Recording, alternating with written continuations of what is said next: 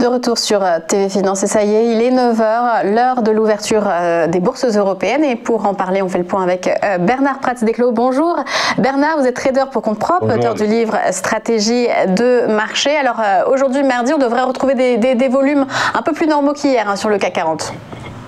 Écoutez, c'est ce qu'on va effectivement espérer, puisque comme les Américains hier étaient encore fermés, donc on va voir ce matin ce qui se passe. On voit que ce matin on ouvre en légère baisse de 0,2%. On est toujours dans un large range. Et en fait là, si je regarde le graphique que vous avez mis à l'écran, donc c'est en données hebdomadaires, on va constater que depuis plus de 3 semaines maintenant, on a un indice français qui est bloqué en fait sous 2 obliques qui servent de résistance.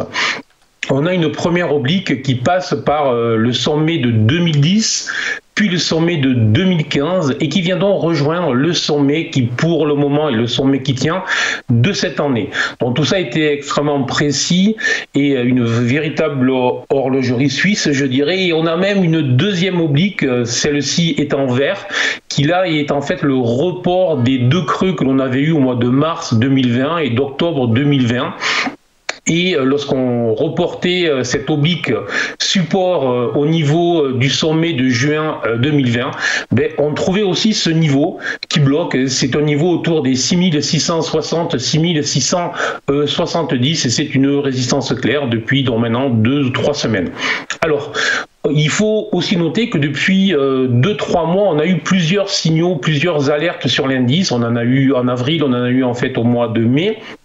Et systématiquement, ces alertes qui étaient à chaque fois sur les taux, c'était toutes les problématiques autour des taux, toutes les problématiques autour de l'inflation, à chaque fois les acheteurs ont repris la main.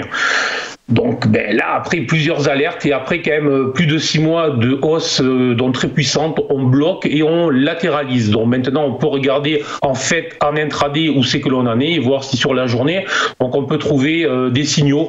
Alors donc tout simplement, on le voit très bien, on est sur un marché lorsqu'on est donc en fait en intraday sur un marché qui ne fait rien, on est sur un marché qui évolue sur une zone entre les 6500 points et les 6660, 6670, et sur la journée en fait on va s'intéresser à une zone située au niveau résistance sur les 6585 qui serait probablement une zone de prise de bénéfices si on réussissait à rentrer à l'achat, et les niveaux support qu'il faudra vérifier, on s'en rapproche à l'instant où je vous parle, c'est le niveau des 6535, 6537, où là on a une petite oblique baissière. Si l'on passait sous ce niveau-là, donc sous les 6535, on aurait une première alerte avec une possible accélération baissière assez rapide sur les 6500.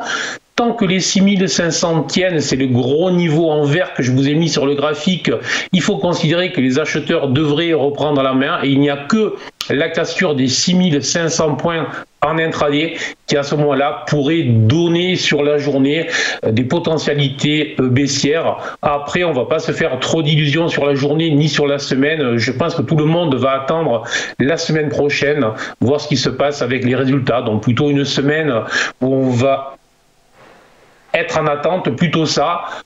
Après maintenant, attention, toujours, ma vieille expérience sur les marchés me fait dire que lorsqu'on est en attente et lorsqu'on croit qu'il faut attendre, des fois c'est là que les marchés se mettent en mouvement. Donc plutôt un marché où on va attendre une absence de mouvement et donc un jeu entre des supports et des résistances, mais toujours très éveillé au cas où il y aurait des mauvaises nouvelles, des surprises qui rentreraient sur ce marché. Oui, donc ne jamais baisser sa vigilance. Merci beaucoup Bernard Prats-Desclos. Je rappelle que vous êtes fondateur du site ewinvest.com.